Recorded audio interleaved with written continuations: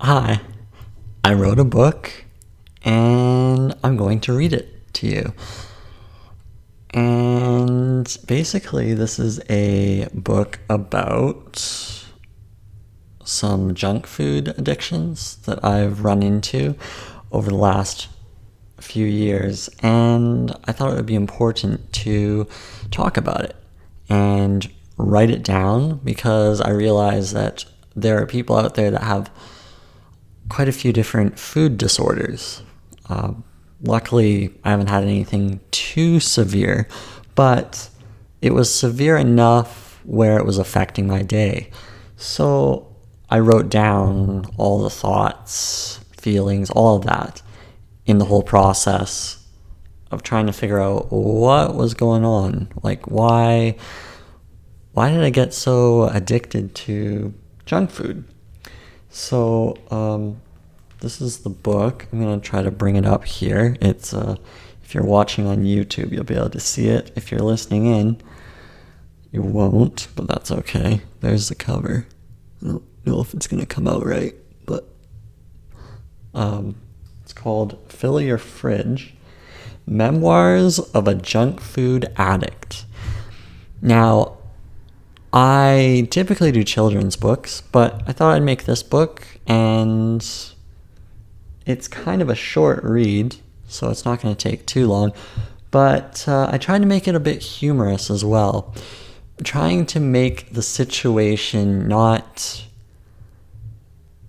I don't want to downplay the situation, but I didn't want to give it some sort of power, and I wrote about this, and I'll talk about it, but sometimes looking at the situation and kind of poking fun at it helps you disarm the situation so that it doesn't control your life. And we often get so serious about habits and behaviors and bad things that happen to us, and the reality is we let it take control of our thoughts and feelings, and it can kind of ruin our day, and that's no fun. So yes, I've added some humor to it. If you are sensitive to humor, or I don't know, maybe you're too serious, it might not be the appropriate read for you, but it doesn't matter. It's free. You can get it for free. It's actually on Amazon as well, but it's also free on my website, or you can donate, but that's not important. What's important is solving any food disorder issues you have. If you have food disorder issues, you'll find that this read is very different from what you're going to get from most books. So, and it's quick. This isn't some sort of professional thing either. I'll read through it. I only put this together in a few days, so I have a big table of contents as well. I'm not going to go over it because I'm going to go section by section, and I'll just read off the section. Each section is quite short. We're looking at, 30 or 40 different sections. They're little bite-sized sections. Some of them have poems. Some of them have much longer advice tips. Advice that I would add an asterisk to because, once again, I'm not a doctor or dietitian. But I've learned some things. And if someone else is struggling, I think it would be important for me to share, because then maybe we're not alone in this. But hey, here we go. Here's the preface. Preface? Why don't I know what the pronunciation is of that word? I don't know. We'll go with preface.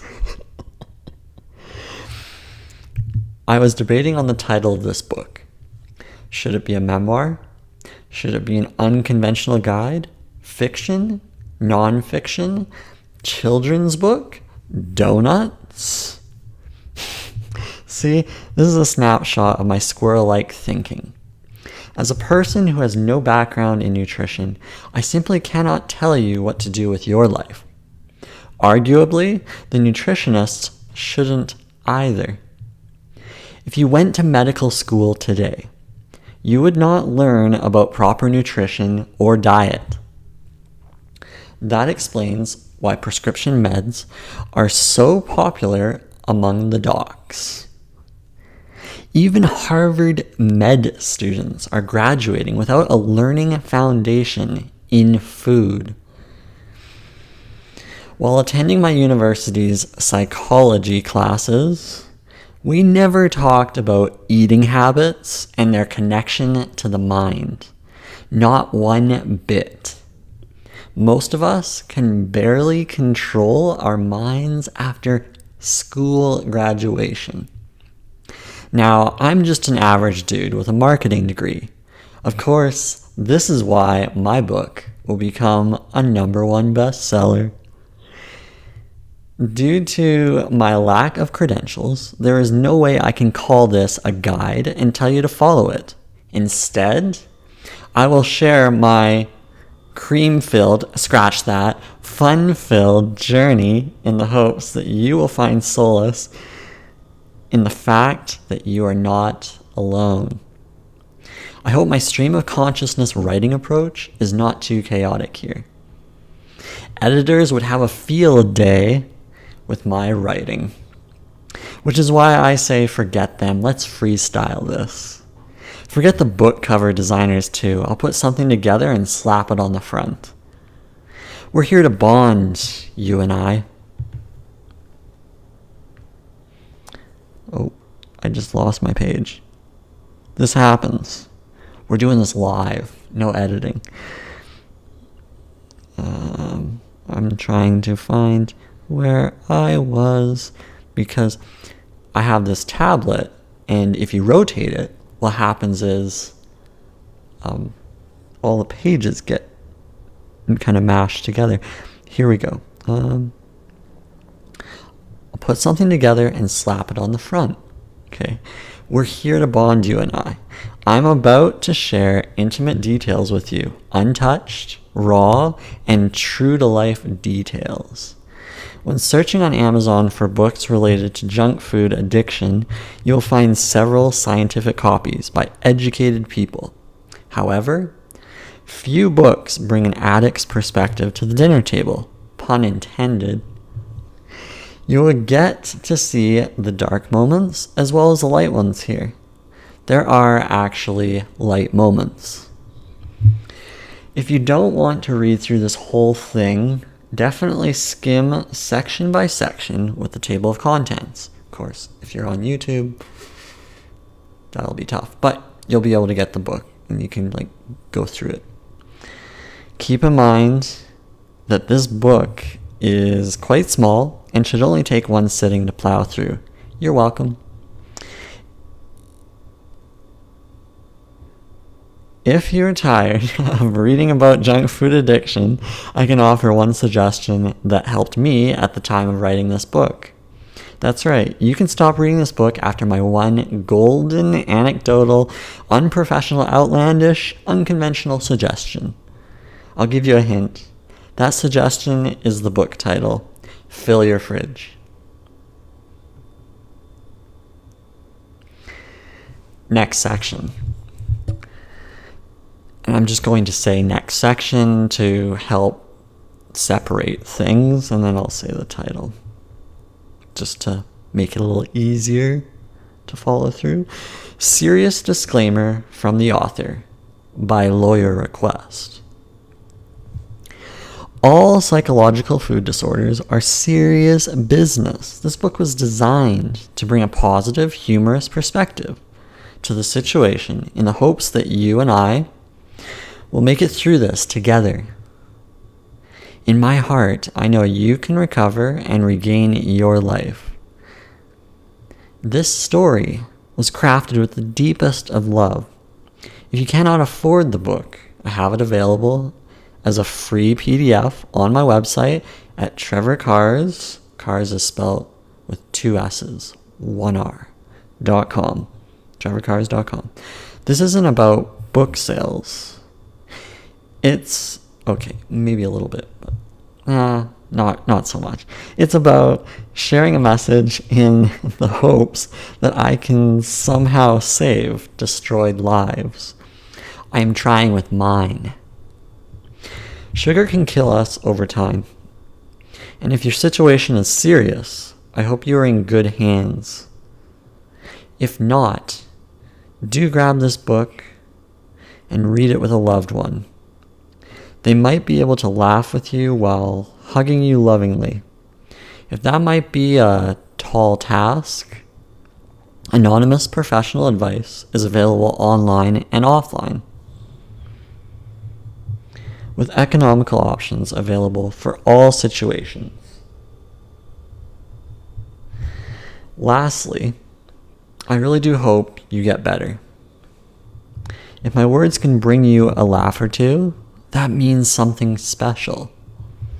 If it helps you change your life for the better, that would be even specialer.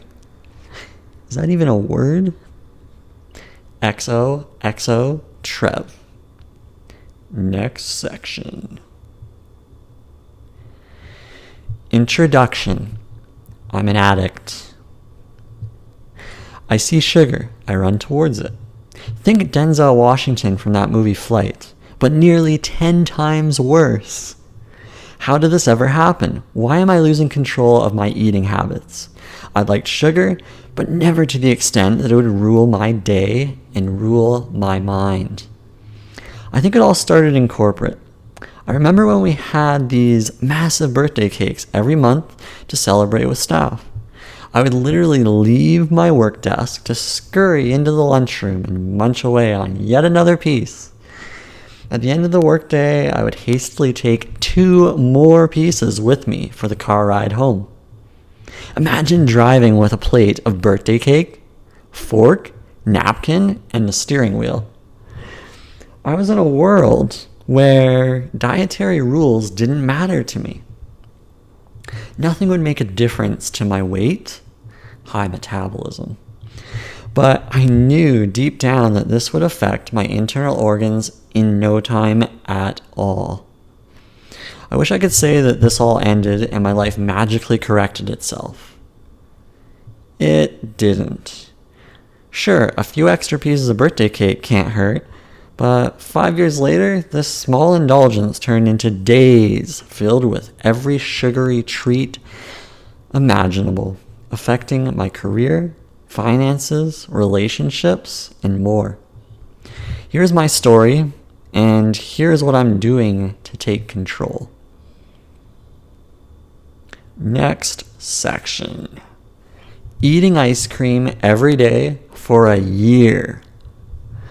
It was only supposed to be a 30-day challenge.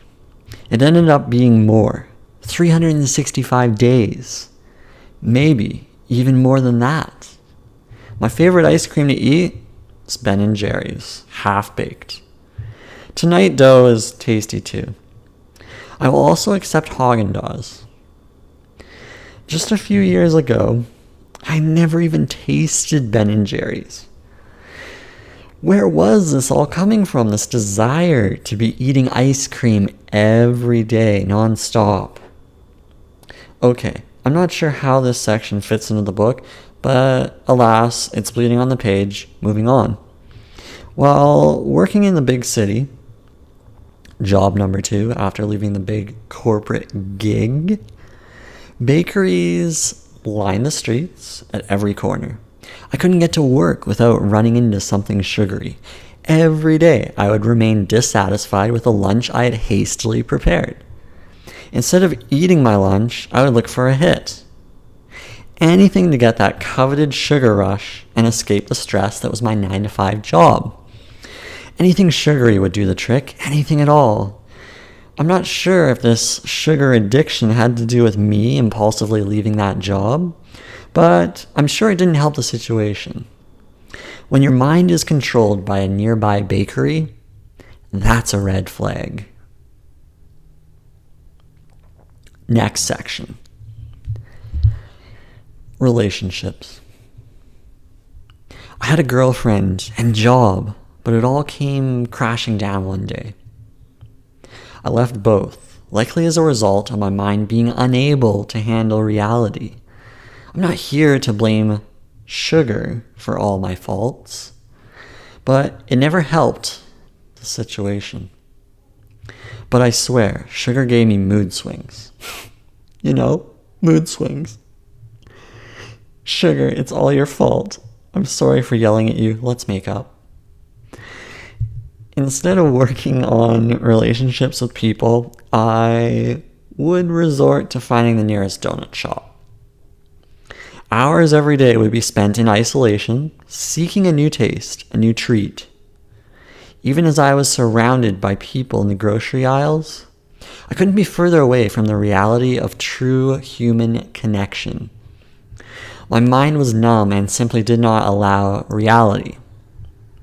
Not having a secure job eliminated any structure to my day. Without structure or purpose, you can easily become undisciplined in your day-to-day activities. If you are not scheduling social events in your calendar, things can quickly fall apart. Next section. Skin issues. My skin suffered. Things started happening like never before. Rashes, flakes, redness, itchiness, burning sensations. My face was especially tortured by the addiction, as everything under my eyes and on my cheeks were cosmetically disastrous. Even with prescriptions from several doctors, I couldn't keep the skin at bay. At first I thought it was just because of the summer months. Maybe I'm starting to react to the sun. The thing is, I've never had this issue in my life, aside from a few rashes on body parts. When one doctor suggested I take allergy shots, but I didn't want to destroy my immune system with chemicals. Also, these allergy shots wouldn't stop a reaction and addiction to sugar. Seemed kind of pointless. Sadly, countless teenagers were in that doctor's office waiting for their expensive dosage that day. How many people are taking allergy shots in this world when they don't even need them? I let the skin issues suffer, even though just a few days sugar-free would reduce the symptoms that I was having. I thought nothing of it. Or maybe I wanted to blindly destroy myself. Regardless of the visible havoc on my body, I seemed controlled and manipulated by junk food. Next section. Therapy. I remember going to a therapist to address several issues in my life.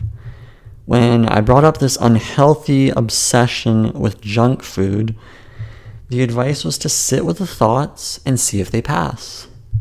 If they don't pass, it's okay to allow ourselves that treat. I tried this, but the second I allowed myself one treat, more flowed in.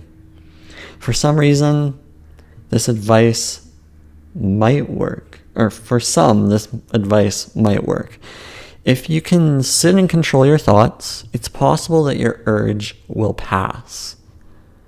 Maybe I never clearly emphasized how serious the problem was. I did not have any self-control when introduced to junk food.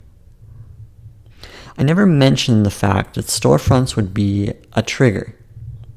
Price tags would be a trigger. Anything was a trigger. I needed to be able to walk through the freezer aisle without grabbing ice cream. I couldn't.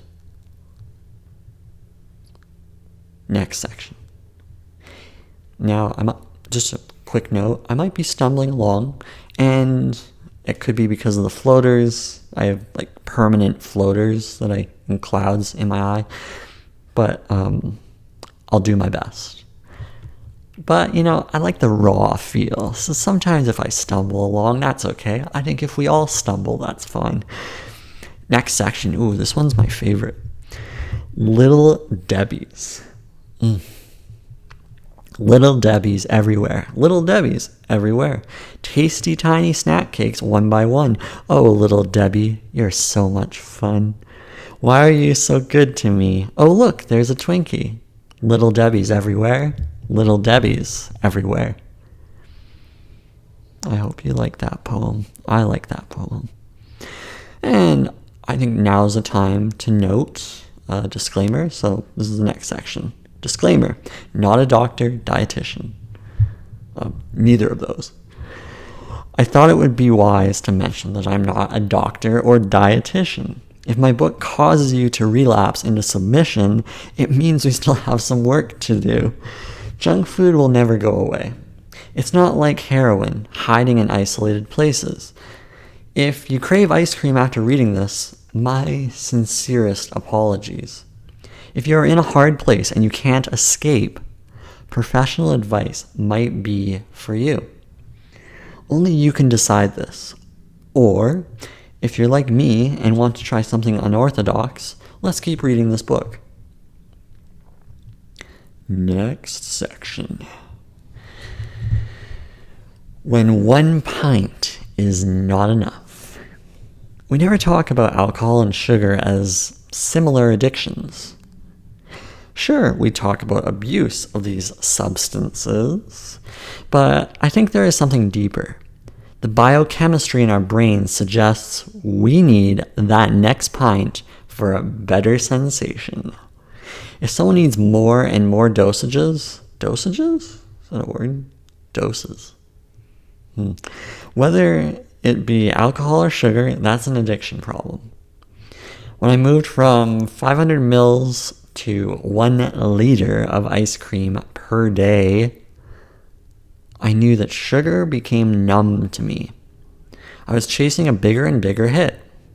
I needed more and more. Just as future alcoholics start with 1 glass and move up as tolerance gets stronger, I was becoming tolerant of ice cream. Next section. Fried chicken. 11 p.m. I want fried chicken. Forget being responsible. Time to drive in my automobile. I want fried chicken. Gimme, gimme, gimme grease. Batter, batter, batter, please. Note, there is no sugar in the fried chicken unless you get those sweet, sweet dipping sauces. But I only realized that after writing this poem. Let's keep the poem, it's cute. Plus, fried chicken is just plain bad for you. Next section. Why having a full fridge is good. Mine used to be empty. Okay, I've been going on and on about sugar. Let's talk about the unconventional title of this book. Fill your fridge. Why would I be encouraging people to fill their fridges? Well, I had an empty fridge for most days during my addiction, and there are a number of cause and effect variables at play here. Unfilled fridge equals eating out plus no control of your day. Unfilled fridge equals I'm tired, let's buy ice cream. I would get to the point of never cooking anything. Empty fridge? Time for McDonald's. It wasn't until I started filling my fridge that I curbed cravings to an extent. Another acceptable book title could have been Eat Before You're Hungry. With a full fridge, you'll be less likely to wait on eating. That's actually a good thing to me. If you wait and wait and wait, and wait and wait and wait, you won't want to cook or prep anything, even a bowl of nuts. By eating enough and eating before temptation, you regain control. Now, those with psychological eating disorders might be struggling with this, and naturally so. I have been skipping breakfast ever since corporate, only to realize I would fast, then binge, then fast, then binge. Fasting is fine, but only if you aren't binge eating to break your fast. I'll talk more about this in another section. I'll just add something to this. I would skip breakfast and then not eat anything until 2 or 3 when I was working. And it usually was something from the bakery. Okay, back to the book. A full fridge is a sign of responsibility. indicating that you are wearing big boy or big girl pants. That's good. Being irresponsible and reactive will only turn you into an addict. Consider making a shopping list of the items you always need to have in your fridge. Here's my list, which I keep on my phone in a notes app. Any notes app will do. So here's the list. And it's basically pescatarian in nature. If you Google that, you can find what that means. It's like seafood, greens, vegetables, seeds. And I try to stick to this, okay? I try to have my fridge filled with this. So, okay, here we go. Wild sockeye salmon. I'm just reading the list, just a note. Albacore tuna. Sweet potato. Spinach, kale, sauerkraut, carrots, olive oil, coconut oil, avocados, blueberries, raspberries, pink salt, pink Himalayan salt, walnuts, pumpkin seeds, sunflower seeds, macadamia nuts, cauliflower, broccoli, chia seeds, cucumber, coconut milk, hemp protein. That's the shopping list. Depending on your food allergies, that might be different, but those are incredibly clean foods. Incredibly clean. They're all grain-free. Chia seeds are they are a seed. So I don't think they're a grain, but people will debate that. So there's a debate on all this. But based on this is like grain-free, sugar-free. It's a pretty clean list. And you satisfy your cravings with like the berries. That really helps. You don't eat the fish every day, okay? You might alternate. You might do like 2 days of fish and maybe 2 days with some tasty sweet potatoes. There's many different recipes online that you can grab and kind of decide what works for you. At first, the food's not going to taste good. That's just the reality. I mean, nothing tastes better than sugar, especially when you've been on it. But, okay, back to the book here. You get all these little bonus things through YouTube, the podcast, stuff you just don't get from the book. Makes the book seem, well, it's good. It's good. You can read it on your own time. That's the good thing about it. Multiple formats, changing the world one step at a time. Okay, food allergies. Here are my food allergies.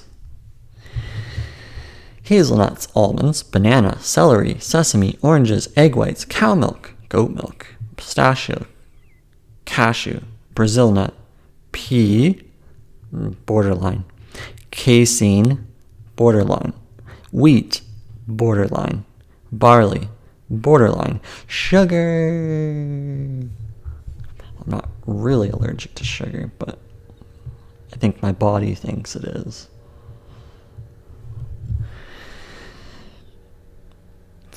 Okay, we're still on this section. The food allergies list helps to remind me what I need to avoid when filling my fridge. Talk to your physician about allergy tests. Mine was free, but I'm in Canada. I also did an extensive allergy test before the free one, where they take blood to see how sensitive you are to various foods. And if you hear that background noise, it's either my fridge or construction truck outside. Okay, back to this. Where they take the blood to see how sensitive you are to various foods. The test is over $400 here in Canada, and I'm not sure I can wholeheartedly recommend that allergy test. I question the validity of it, especially since you are more likely to be sensitive to foods that are already in your diet. Once again, have a discussion with your physician or dietitian. See what makes sense. By eliminating foods you are allergic to, you reduce the chances of inflammation and mood deregulation in your body. My binges were caused by sugar primarily, but also these food sensitivities can have an effect. I always wondered why egg salad would cause diarrhea for me. Now, I know, it's those darn egg whites. Who is honestly happy after a diarrhea session? Not too many. You'll likely reach for that can of ginger ale over a glass of water or nutritious food. I know I would on a diarrhea stint. Next section. Food hopping. We all know about bar hopping, but how about with food? Have you ever hit up all the fast food joints, bakeries, and ice cream stores in your neighborhood within a few short hours? Food hopping was my ultimate demise, week by week. Fortunately, I didn't build this particular food habit into a daily thing, just weekly. Sometimes a few times a week. If I food hopped every day, I would be dead by now. It's unfortunate. You might be thinking, Trev, that can't be too bad. It's just every few days. Well, not if your day consists of starting off at McDonald's in the morning for 2 McMuffins. I like the McGriddles, actually. The McGriddles. Oh. Then the donut shop for 3 donuts. Then ice cream times 2 pints. Then a whole pack of Little Debbie's. I like the zebra cakes. Very cute packaging. Or cookies. Or king-size chocolate bars. Or all combined. Then a big juicy burger to top it all off. That would be a food hop day for me. One junk food distributor after another. Thousands of calories, probably tens of thousands. All pure junk. It was enough to wipe out that day and the next day for recovery. Mornings would be rough after a food hop. Just like a disguised hangover. To counterbalance the food hop session, exercising 2 hours each day kept me in check. If you can call it exercise, I was trudging along like a zombie most days. Next section. Fats are friends. Some will say that high-calorie foods like nuts or oils are best to be limited. If you have a junk food addiction, eating nuts and oils could be the best way for you to stop. You saw my shopping list there. I have several oils that I use, several nuts, and several seeds. I get serious calories from these foods alone, and those calories help me avoid junk food. There's a significant difference between healthy and unhealthy calories. I will shake a monkey fist in the air the next time someone says walnuts are too fattening or calorie rich. Did I mention I'm not a doctor? If you're following a particular diet and absolutely have to reduce calories, look at swapping sugary junk food, for nuts. Most people who have to reduce calories are the people eating junk food. I have never come across a person who eats too much spinach. They are probably out there though. Cough, cough. Rabbits, cough. Next section. Meditation and mindfulness methods. When it comes to thought control, meditation seems to be the hit thing these days. If I did more of it, this book might look a little more cohesive. I'm just getting into it as a daily habit, even if I take a breath for a few quick minutes. Most people get caught up in the form, technique, phone apps, etc. But laying down on my back, with knees bent 90 degrees, and feet planted on the ground seems to do the trick for me. Sometimes I fall asleep, but I honestly can't complain about that. Laying on your back relieves any tension you may be getting from attempting upright meditation. My approach is definitely unconventional, just like everything else in this book. For breathing, I just breathe normally, and as time goes by, more calmly. This whole inhale-exhale thing is really dramatic. Meditation is simple, requiring just your body and mind. That's just one addict's opinion to another. For thinking, I just watch my thoughts pass by. I don't control what happens. I've tried various methods of meditation, all of which never stuck as a habit. I've modified it to suit my preferences. If you are finding meditation to be uncomfortable, give my approach a go, or modify it to suit you. You might just enjoy it. When thoughts about ice cream and cookies come floating in, you will be well prepared to send them away without sin. Not religious, but I needed a clever rhyme there. Next section. Whopper woman. Seeing an elderly woman struggle to afford a meal at Burger King. It broke my heart. Just terrible.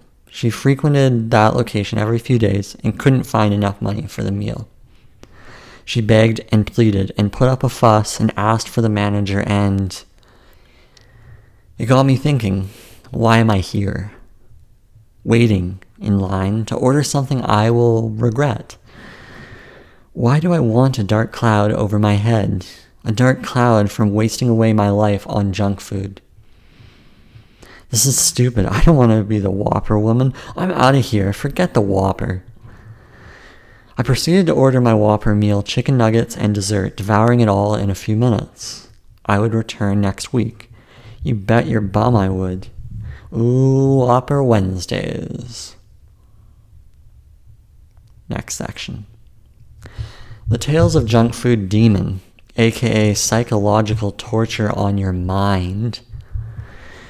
You get really stressed and sweaty when all you can think about is junk food. Do I leave my apartment at 11 p.m. and drive 1 hour for fried chicken just after finishing a whole box of Little Debbie's? We all know the answer, but a heck yeah will do. Instead of being responsible for my life, I spent time battling with my mind every day. Some days I would actually win. In a month, I might win 1 or 2 battles with the junk food demon. It wasn't a lot, but I was ecstatic when I won. I usually cried epic man tears those days. The junk food demon is inside all of us. It lurks in the cupboards. It sleeps on the same pillow as you. It's in the air. Can you smell those McDonald's French fries beyond the golden arches? Sometimes you have to live so terribly in order to make a change. Rock bottom is an awakening, but some never escape from it.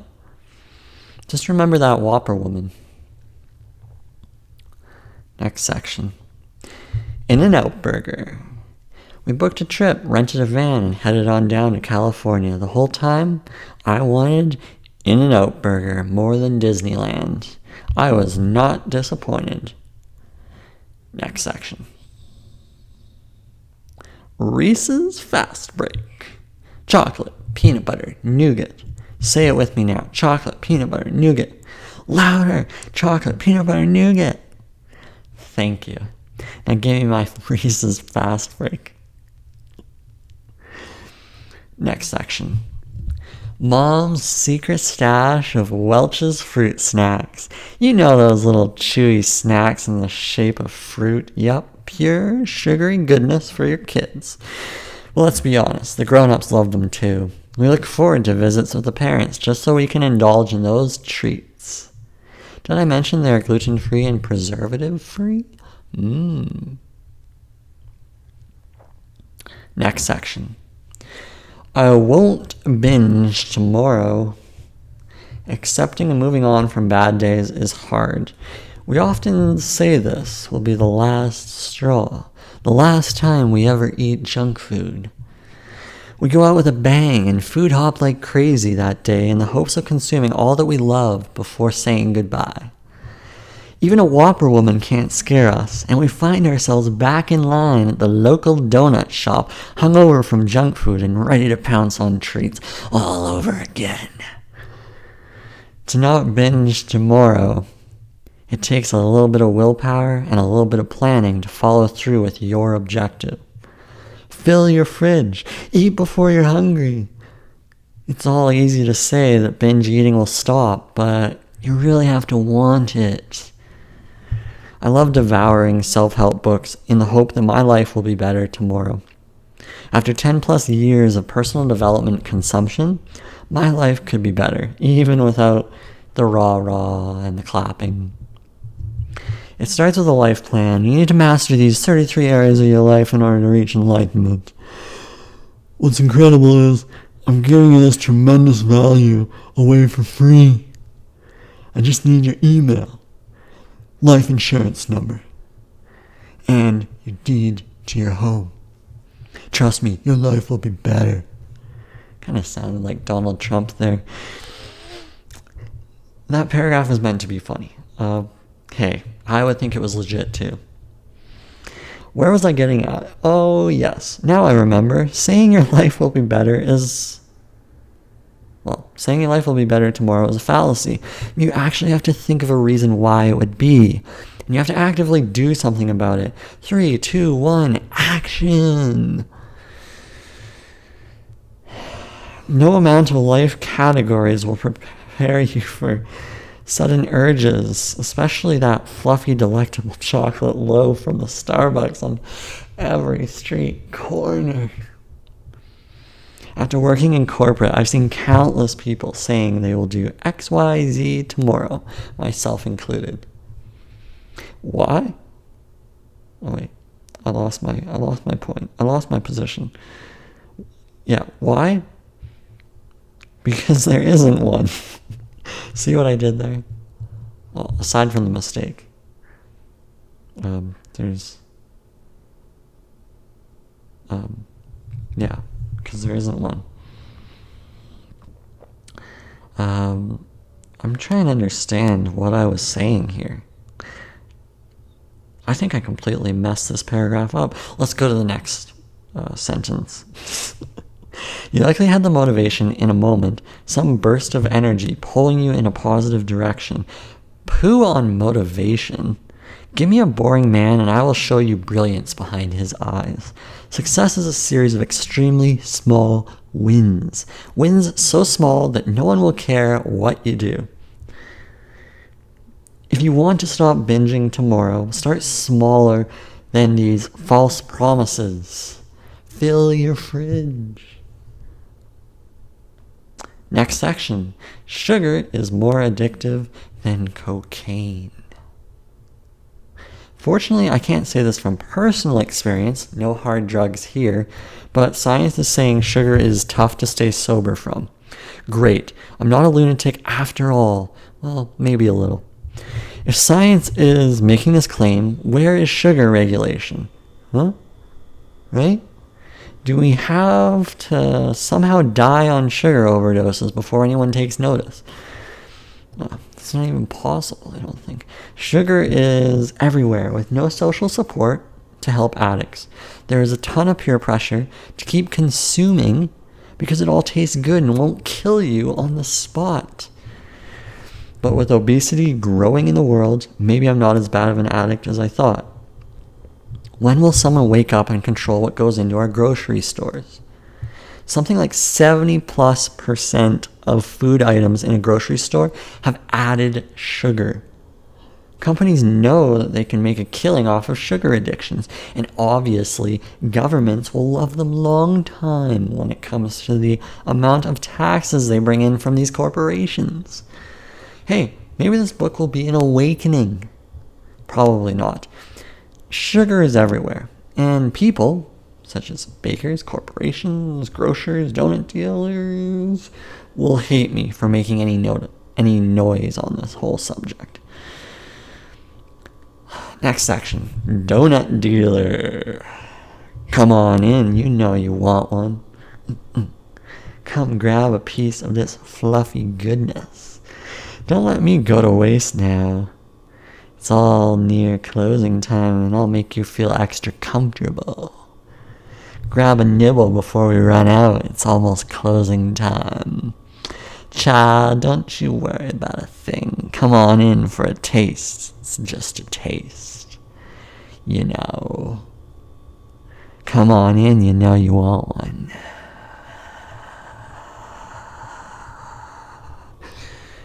Next section. Saying sugar is dog poo doesn't work. I kept associating sugary foods with dog poo. For some reason, I must really like dog poo, because I'm still holding a donut. In reality, true addicts will lick sugar off the ground. No poo can detract from that high. Ooh, baby. Also, do you really want to associate things with incorrect things? How bizarre will we all become if we see our own poo and scream? Instead, read this book title again and think about how pretty the cover design is. Is dog poo pretty? Nope. And I definitely don't want to be thinking about it at every stoplight. Look, there's a Wendy's. Next section. Shirts smell better after a few days clean. All of a sudden, I reeked of BO after just an hour of wearing a fresh tee. I got rid of all my t-shirts, thinking that they were made of terrible fabrics, 100% polyester, 100% cotton. It didn't seem to matter which fabric I wore. I learned this after splurging on 7 new 100% cotton t-shirts with excellent quality reviews from consumers. Okay, it must be me. I am now smelling differently. My sweat composition must be different. It is. Turns out that going a few days without sugar improved my scent just a little bit. I'm not 100% sure on this, but it seems like sugar causes bad BO, at least for me.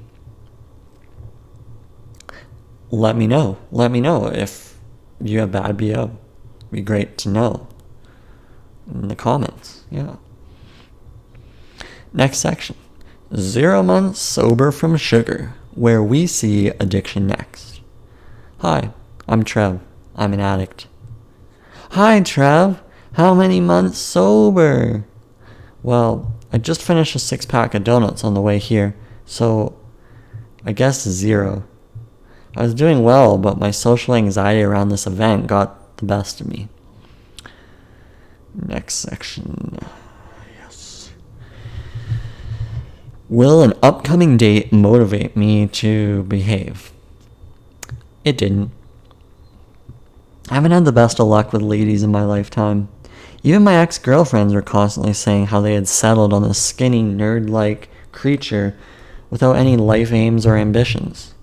They made excuses not to hang out with me, and instead went out to party or allegedly cheat. I'm not talking about cheat as in cheat day, if you know what I mean. But newly single, I thought for sure that the desire to find a girlfriend would motivate me to clean up my ways.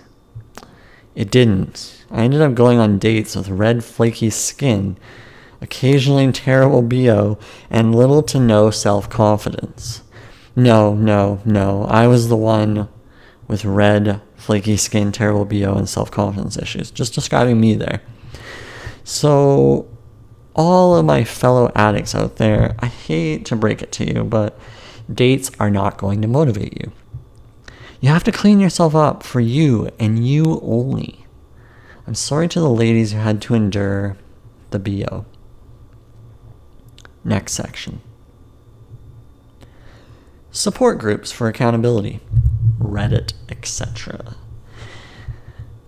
What I think is great, communities to talk about your binge eating with others. That's what I think is great. What I think is not so great, communities to talk about your binge eating with others. You need to be able to handle feedback if you plan on joining these communities. If you can't, you will be eaten alive. Social media has some good things going for it in terms of connection. It also has some bad things going for it in terms of connection. Are you tired of my vague responses? Do I sound like a consultant yet? It depends, hee hee. We just have people hiding behind computer screens, giving advice and offering criticisms without knowing the full picture. Tread carefully and be prepared for the haters. They're struggling too, and likely just want to vent at anyone they can get a hold of. If you have thick skin, give these support communities a try. If not, consider an offline group. Or fill your fridge. Just saying. Just saying. Next section. Grapes. A sugar fix without the crash. In moderation. Another secret tip brought to you by Trev. Grapes are a nice way to swap junk food for natural, healthy sweetness. I like the red ones. I hope you do too. Extra, extra. Alcohol is sugar. Not. So, we know donuts, ice cream, and cake are sugar. Did we know alcohol is too? Oops. Nope, that myth was busted. If you look at the nutrition label of beer, it looks like the health quality of water. It's also confusing. Alcohol actually makes us obese because it quickly metabolizes into fat upon digestion. There are many studies saying alcohol converts to sugar, but it's really fat. You can see why food consumption is so confusing for the everyday shopper. And as I'm reading this, I'm just thinking I did a section called Fats Are Friends. The healthy fats. There's multiple different kinds of fats. We can take this confusion across the board for sugary items like bread, yep, granola bars, definitely, and protein powders, you betcha. No one taught us how to navigate the grocery store and say no to things, but here we are, out in the wilderness, fending for ourselves. Luckily, I never became an alcoholic because that would be a more expensive endeavor than junk food. Each pint costs serious money and goes down easier than a pint of ice cream. Can I get a refill? Next section. Candy is not funny, but I'll have some. Who wants Coke bottles and gummy worms? I know I do. Glad you've made it this far. Thanks for sticking with me. This book is a bit chaotic, but it wouldn't be an addict's book if it wasn't. Did you fill your fridge yet? I'm not sure if I've said anything here to clarify, but you should probably fill your fridge with wholesome foods, not candy. Candy is not funny, but I'll have some. Next section. Memory loss, initial signs. I hit the age of 30 and noticed my memory was faltering a bit. Strange. I've had relapses before, but now it had turned into several short-term memory failures within a day. Surely sugar is to blame here. Don't call me Shirley. After just a few days off of sugar, I noticed a bit of an improvement in memory. We'll see how things go over time. I hope it's not Alzheimer's. Next section. The AA model for recovery. Here are the 12 recovery steps for alcoholics, pulled from Wikipedia, reliable source. I wonder if we can apply them to junk food addiction. Number 1. We admitted we were powerless over alcohol, that our lives had become unmanageable. Number 2. Came to believe that a power greater than ourselves could restore us to sanity. Number 3. Made a decision to turn our will and our lives over to the care of God as we understood Him. Number 4. Made a searching and fearless moral inventory of ourselves. Number 5. Admitted to God, to ourselves, and to another human being the exact nature of our wrongs. Number 6. We're entirely ready to have God remove all these defects of character. Number 7. Humbly asked Him to remove our shortcomings. Number 8. Made a list of all persons we had harmed and became willing to make amends to them all. Number 9. Made direct amends to such people wherever possible, except when to do so would injure them or others. Number 10. Continued to take personal inventory. When we were wrong, promptly admitted it. Number 11. Sought through prayer and meditation to improve our conscious contact with God as we understood Him, praying only for knowledge of His will for us and the power to carry that out. Number 12. Having had a spiritual awakening as a result of these steps, we tried to carry this message to alcoholics and to practice these principles in all our affairs. Those are the 12 steps. This doesn't really work for me.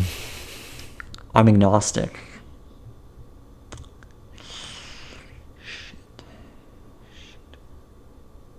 I'm sure atheists would burn this list at the stake.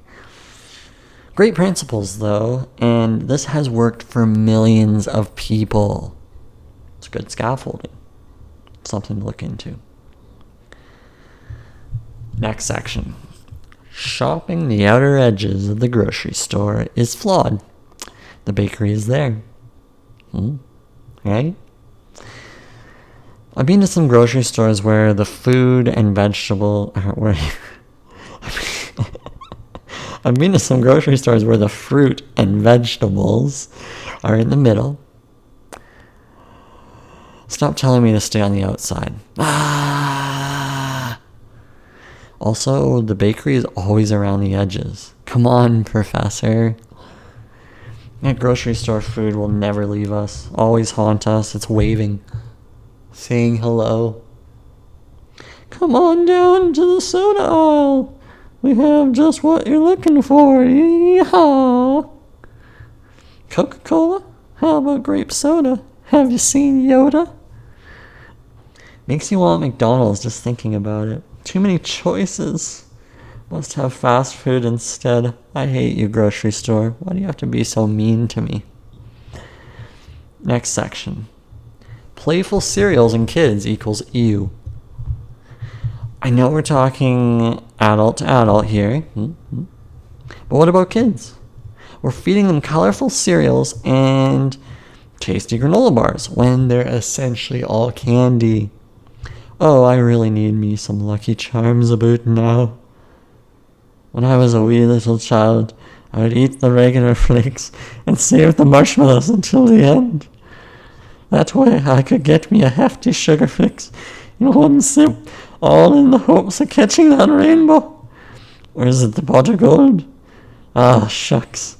I'll grab onto anything. I'm single, remember? The bigger problem with society, how many others are affected by something as simple as sugar, yet no regulation?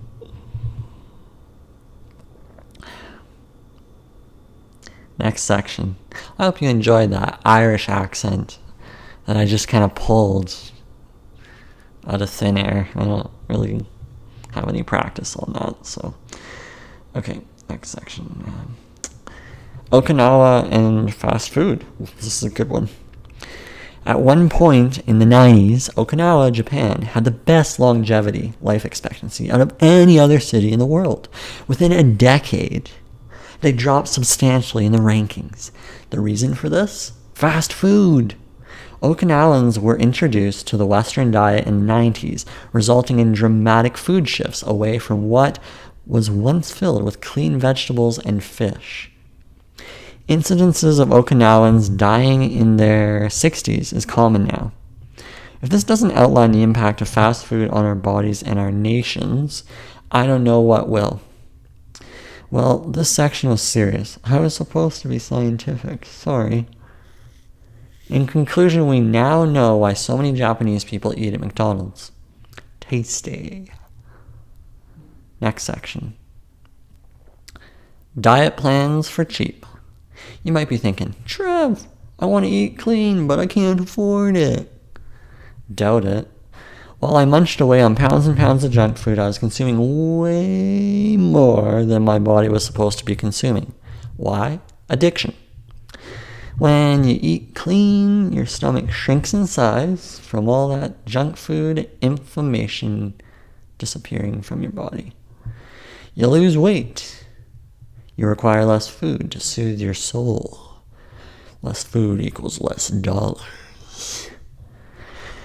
Although the price of vegetables is skyrocketing, you can still get your nutrients for less cost than the continuous binges we are typically habituated to. Just follow my shopping list in a previous section to help you take the first steps to filling your fridge the healthy way. Next section. Carnivores and vegans. Every modern book about food must contain something about vegans and carnivores. It's the law. I'm not sure which fad diet is best for you. Maybe none of them. I'm agnostic to all of it. What I do see is Okinawans and the Mediterranean people followed a very similar diet to pescatarians. We're talking seafood, greens, some fruit. And I'm simplifying here, but the diets are essentially clean of processed sugars and junk carbs. These people lived the longest on this kind of diet, supplemented with consistent exercise. Vegans are still allowed sugar and junk carbs. Just animals are a no. They are likely the most addicted to sugar due to improper meal planning and nutrition deficits. Carnivores have certainly not lived long if we look at the Inuit and wolves. Both are coniferous. Even Mexicans with their love of ground beef and tacos haven't exactly been at the top of the longevity list. They're about 48th in the world, give or take. So we seem to be choosing elimination diets on a whim without studying long-term effects on health. No wonder there is such a problem with obesity and binge eating. If I look at the data, I would say that the body is designed for a balanced, whole food, plant-based diet, most closely resembling the Mediterraneans and pre-fast food Okinawans. That is the diet I'm moving towards in order to stop this addiction properly. Once again, not a dietitian here, just going with the facts from smarter people than myself. See what your body reacts to best and stick with that. Unless it's sugar. You slimy little addict, you. Next section. Centenarians living on a sugar diet. Now, there seem to be exceptions to the rule of sugar-free diets. The French consume bread and wine, while still having an incredible longevity rank of fifth place in the world as of 2018. Let's note here that the French food they consume is not genetically modified, unlike those little Debbies you're about to eat. Also, you will find instances where centenarians are eating ice cream every day without any problems. They likely have some genetic miracles going on. They get out and move, or they only have ice cream in moderation. That really is the goal here, life moderation.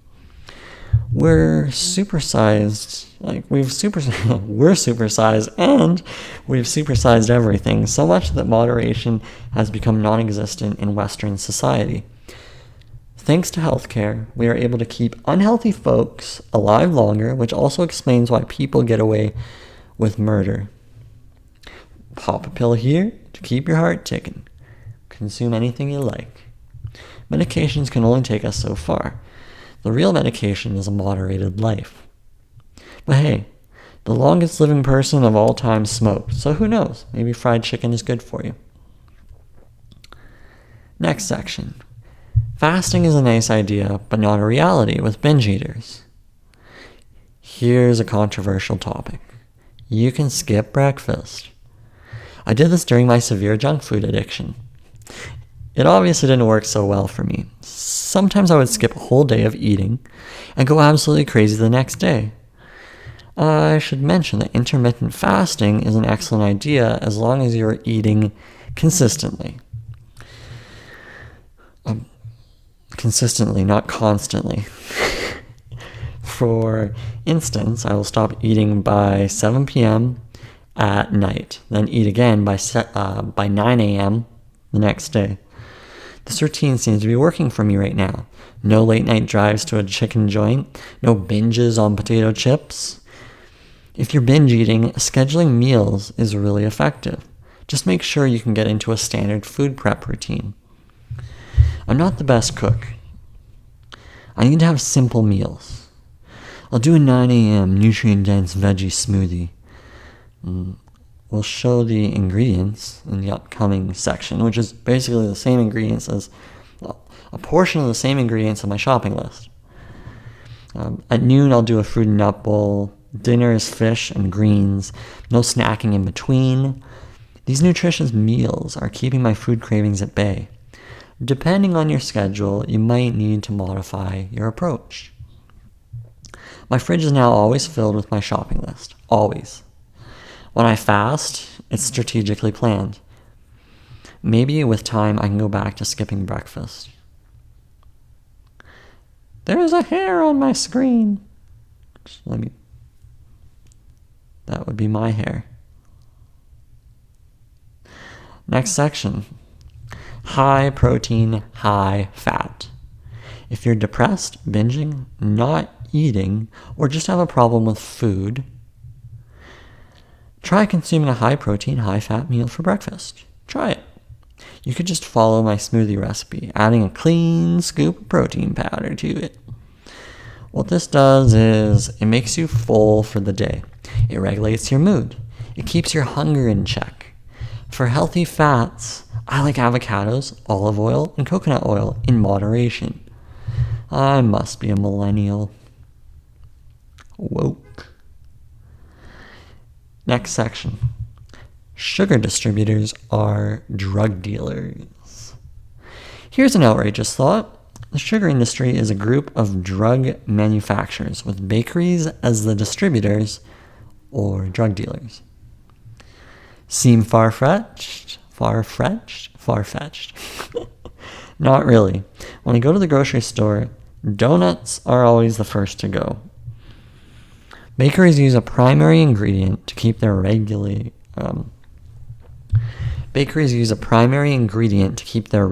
coming back for more sugar. Nutrition labels are non-existent in a bakery, as you see piles and piles of cookies just looking up at you, waiting to be devoured with your sweet, sweet drool. The same people go to these places every day, me, grabbing the same sugary goods. Bakeries are drug dealers, and they never disappoint. Next section. Morning smoothie to curb cravings. Here's my ingredients list for that smoothie. Frozen berries, just a handful.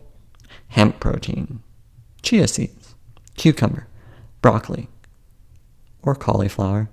I like cauliflower. Cauliflower I find blends easier.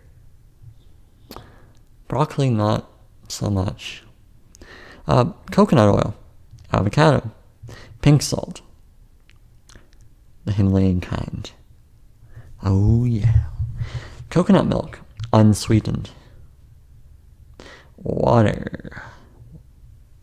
Lots of people throw in bananas, chocolate, tons of berries, sweetened milks, sugary protein powders, etc., etc., etc., making the smoothie taste nice and sweet, while giving you a major sugar hit.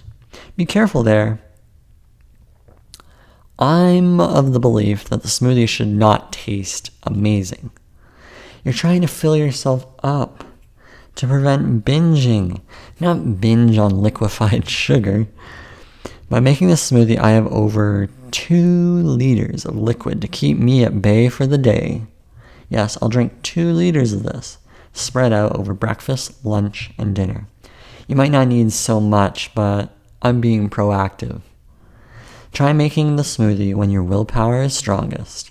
Otherwise, you won't stick to the plan. Next section. Stop the weird short-term fitness challenges. Hey everyone, let's do a 30-day fitness bootcamp challenge. Yay! Day 31. That was brutal. Let's get a blizzard from Dairy Queen. You'll just go back on the wagon, bigger and badder than ever before. 30-day challenges rarely ever work with a habit change, because the whole time you're just thinking about messing up on day 31. This is you keeping the junk food demon nearby without fully eradicating it. Sure, a 30-day sugar-free challenge might work for some, but crossing off calendar days is a short-term solution to a deeper problem. You're once again using motivation to fuel your lifestyle changes. People don't want to do 30 days of push-ups or 30 days sugar-free. They want a lifetime habit of those things. How many people end up gaining weight after drastically losing weight? Well, let's look at a show called The Biggest Loser for more context. Contestants on The Biggest Loser compete by drastically losing weight. A group of people with similar life challenges are all working together to achieve amazing goals. It's a great concept. I read an article that studied post-show contestants. Of the 14 studied, 13 regained their weight. Several were even heavier than before the show. It turns out that these people would return to their normal lives and situational circumstances. The tasty stresses of life. When there is no team accountability, who will falter? A short-term group challenge is a nice idea because it holds people accountable in situations where they might not have the willpower to go it alone. Keywords: nice plus idea.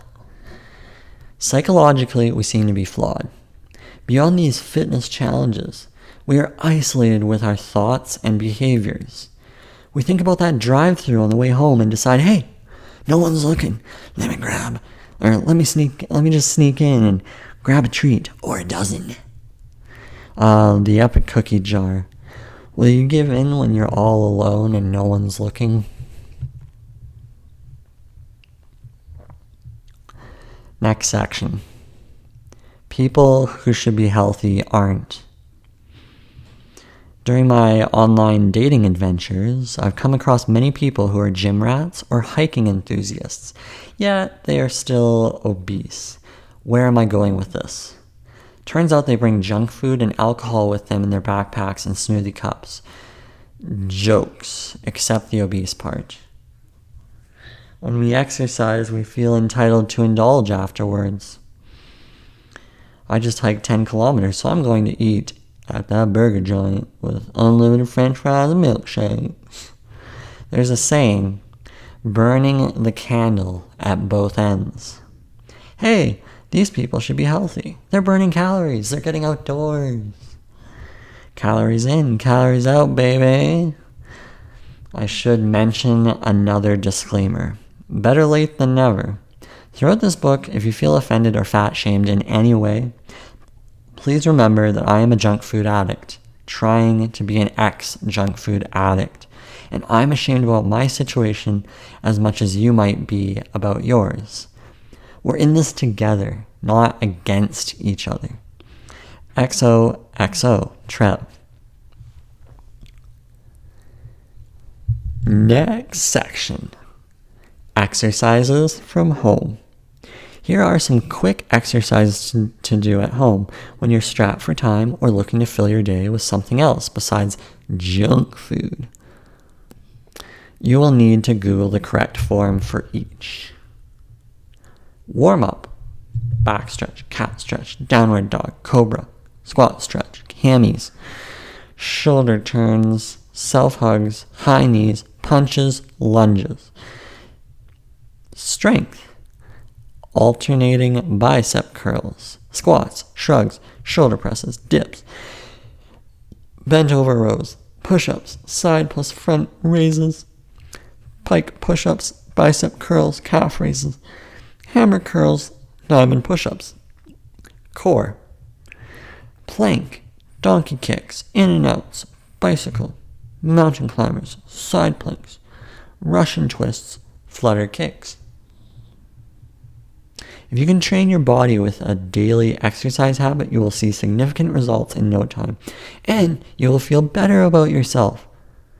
If you like your body more, you will take care of it more. There is no excuse with these exercises, which all together take less than 30 minutes to do. You can go even smaller and just do 10 push-ups a day, if it's too much. But I'm just saying, this list, 30 minutes.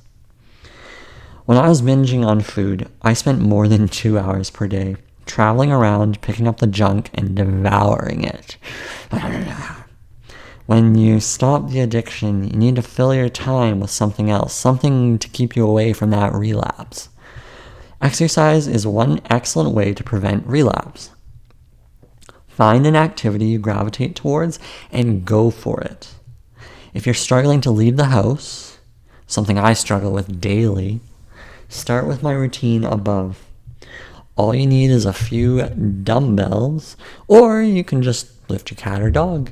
Lift those cat and dogs. Meow, woof. Meow, woof. Next section. Never shop in a grocery store past 11 a.m. That's not a typo. It is 11 a.m. That's definitely what I meant here. And we'll go through this. Willpower is weakest when we're tired or stressed out. That usually hits a peak at the end of the workday.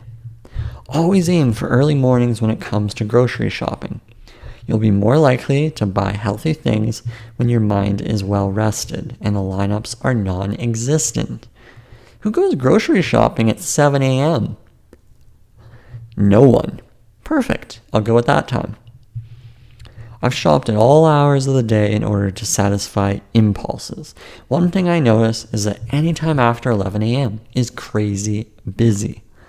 If you can get in before people wake up, you're golden. Crowds of people add to the stress of the shopping experience, just like shopping the week before Christmas. Pull yourself out of that unnecessary situation by avoiding grocery stores at peak times. Also, never shop when you're hungry. Big mistake. That's when junk food overload happens. Next section. Walking. Walking allows you to think calmly about things. Plus, it's a nice form of gentle exercise for all ages. Nothing beats a walk outdoors on a sunny day. Rainy days are fun too. There might be times when you just want to stay in and binge. If you can get outside, you will see drastic shifts to your life. I find that my creativity skyrockets when doing a walk or run. I come up with a plethora, I always wanted to use that word, of ideas and capture them on a notes app. For those suffering from obesity, depression, or lack of desire to do anything, a walk is a great step in the right direction. Is that an accidental pun? Next section. Netflix addiction. Speaking of binging, I just wanted to mention that Netflix, YouTube, and all of these streaming platforms are fueling bad behaviors that we have yet to understand the impacts of. At the end of the day, all we want to do is grab a glass of wine and Little Debbie's, sit on the couch, and watch 25 episodes of one season of one show we've never heard of before. We're skipping real relationships for a consumptive lifestyle, and it's destroying us as a whole. One addiction can lead to another, and Netflix is the perfect partnership with junk food. Luckily, I'm not on Netflix, but I have a TV with this YouTube app on it. Someone's screaming in the hallway. Luckily, I'm not on Netflix, but I have a TV with this YouTube app on it. I can absolutely say that it is so addicting that I would go grab a pint of ice cream to devour while watching random useless things. It got to a point where I would have to have ice cream in my hand in order to watch something. This goes for movies too. I would download a movie that interested me and require at least an ice cream pint to go with it. And usually 3 donuts, taking movie watching to the ultimate junk food extreme. Why are we doing this? to escape our miserable lives. We want to get away from the disaster that is our reality by filling it with disastrous habits. 'Tis the life of an addict. Next section. Comedian addicts. A good portion of stand-up comedians are known for their substance abuse, and I don't think this will change anytime soon. Why is that? Well, in order to survive as a comedian on a stage, you have to take gigs that happen at a range of ungodly hours. Some acts happen at midnight and well into the early morning. Good luck having a proper sleep schedule with that. Then, what happens is they need to eat at some point. Yet, because of scheduling, they're rushed to grab whatever they can at a 24-hour drive-thru. One thing that the club host asks a performing comedian is what they'd like to drink or eat. To take the edge off those nerves and jitters, most gravitate to alcohol while they wait to go on stage. Perhaps some junk food too. Then other comedians might be into drugs. Peer pressure ensues.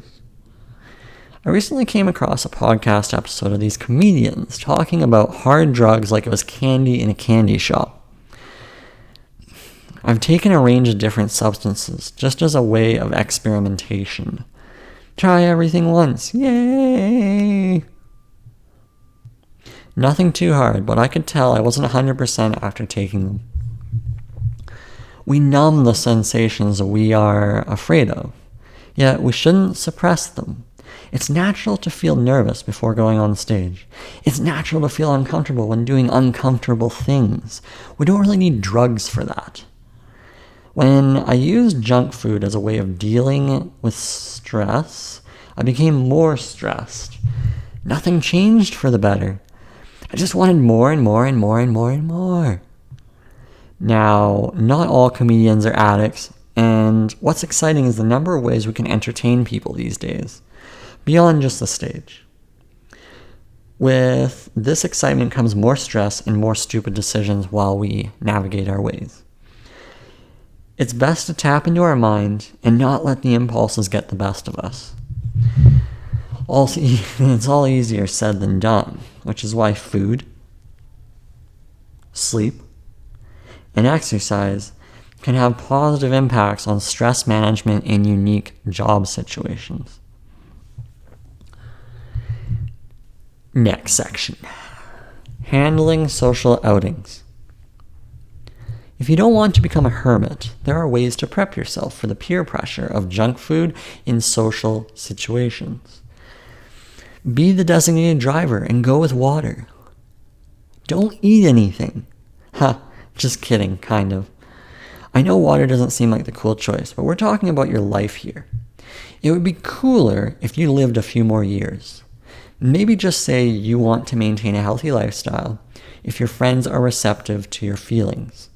And look for menu items that resonate with a cleaner option. The worst thing you can do is order something out of peer pressure and stress out about it afterwards. Realize that perfection isn't always going to be there, and that's okay. Hakuna Matata. Hakuna Matata. Hakuna Matata. Hakuna Matata. Hakuna Matata. Hakuna Matata. Hakuna Matata. Hakuna Matata. It means no worries for the rest of your lives. If you can be firm in your ways, that will make you more attractive to others. Saying exactly what you believe and value will always be respected over a weak disposition. When it's all said and done, saying a firm no thank you is usually enough to kill the social pressure. You're on a mission, and it's your journey. Don't let others take you off the path. That sounded very spiritual. Next section. Emotions in relationships with food. There's a secret end goal for you here. A goal that I haven't really connected the dots for you yet. With all these sprinkled in attempts at humor, I'm trying to develop a healthy relationship with food for you and for me, selfishly. Beyond these words being just a self-therapy exercise for me, these words are meant to make junk food seem comical, in a sense. Something we can laugh at. Something we can observe from a distance. Run-on sentence, anyone? If we approach junk food addiction with an air of seriousness and distaste, we will never recover from the silly reality that we've been damaging our bodies for nothing. Now, you might be saying it's not funny, but it really is. The more you can poke fun at your situation, the quicker you can move past it. If your addiction is scary, it will always be looming in front of you, like that blood-sucking vampire from Twilight. If you can poke fun at the elephant in the room, the elephant will become harmless to you. It's a rewiring of the brain. We look at dark things and often say we have no way out of this. Instead, how can you shine light on this situation? Poke fun at it. I'm not an advocate of self-deprecation unless your life needs a kickstart, or you're too serious about critical feedback, or you're human. When you look at junk food as something there, but not ruling your life, you're effectively disassociating yourself from the devil. That's healthy. As people are yelling in my adjacent neighbor. A lunatic. Okay, next section. Let's power through this. Life transformation. Certainly my life is far from perfect, both before and after the addiction issues. However, there are some profoundly positive differences I'm noticing, even just after a few days of cutting out sugar. Before we get into that, let's look at my life quality before, during, and after the addiction. Before the addiction, I was skinny and fairly healthy, swimming daily. I had written and illustrated many children's books in my spare time and on bus commutes, and then I published them. I would wake up feeling tired most days, and I wasn't sure why. The diet was semi-clean, with occasional treats. During the addiction, I was jobless, girlfriendless, and rapidly spending money on junk I didn't need. Moneyless. Every day was a hangover. I started gaining fat around my abdominal area, which is a sign of serious health problems, death. My skin deteriorated to the point where I had red, dry, flaky rashes under my face. Who would date that? I was slower in the pool. I was slower with everything. I had mood issues. I got angry over nothing. I had constant afternoon naps, and morning naps, and evening naps. My sleep was a disaster, waking at 2 p.m. some days. My mind was always thinking about donuts and ice cream, at least 5 hours per day. The world seemed gray and lifeless. People seemed so far away from me, even my family.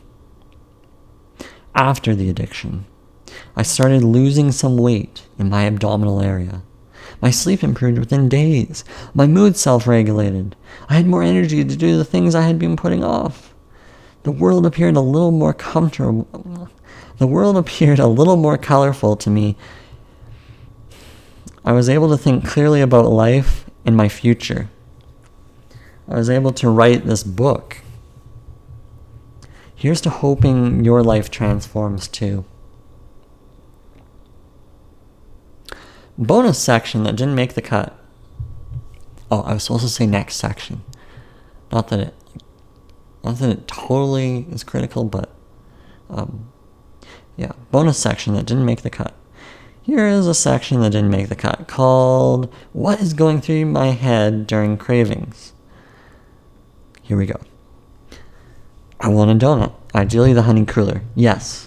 I'm going to leave my apartment today and grab that honey cruller. Just for today. Just one donut. Tomorrow, I'll go back to eating my vegetables. Just one day. I'll grab my car keys. Maybe I should walk. No, the car keys. Then I can hit up multiple locations faster before they run out.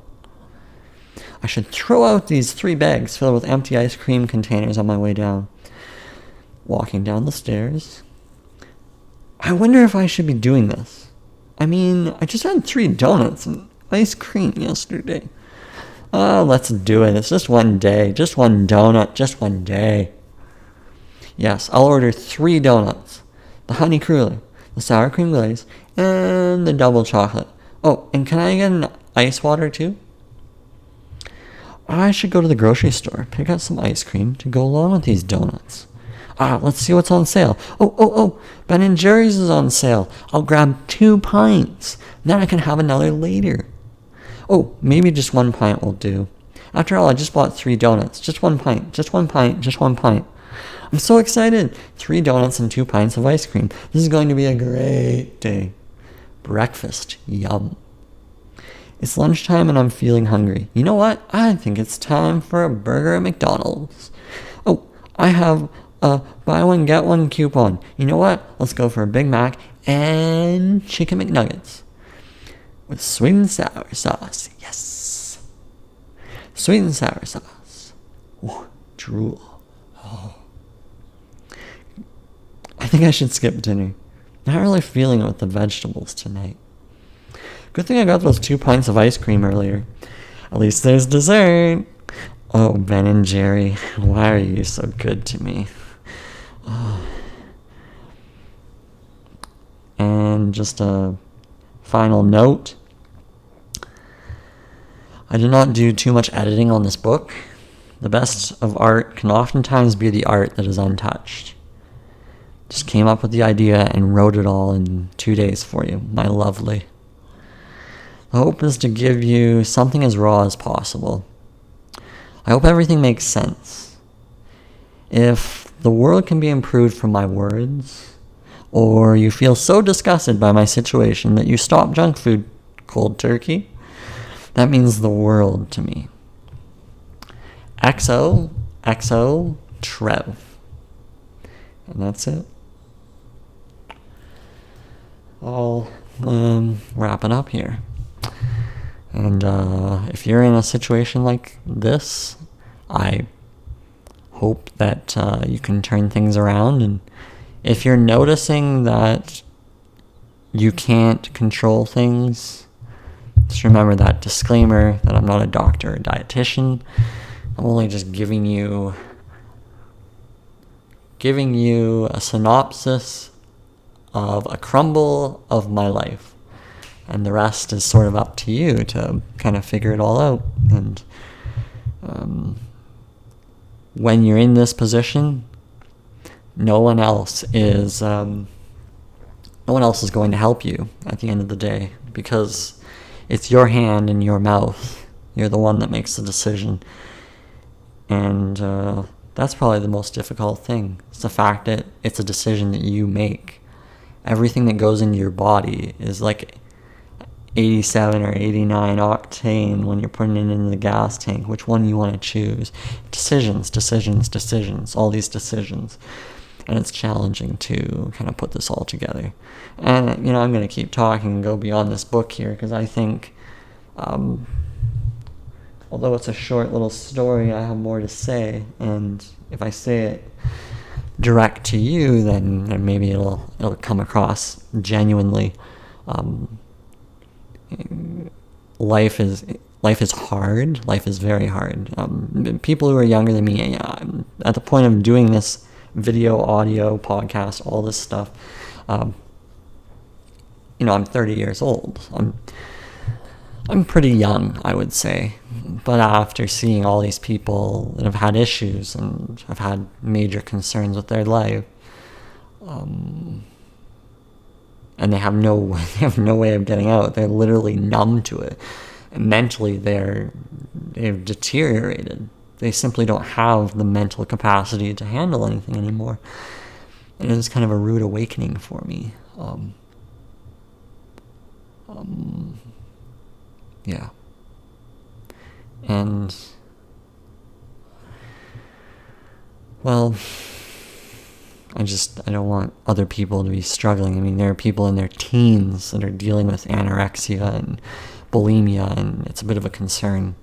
I know, with my marketing background, I'm supposed to stay into some sort of a niche, but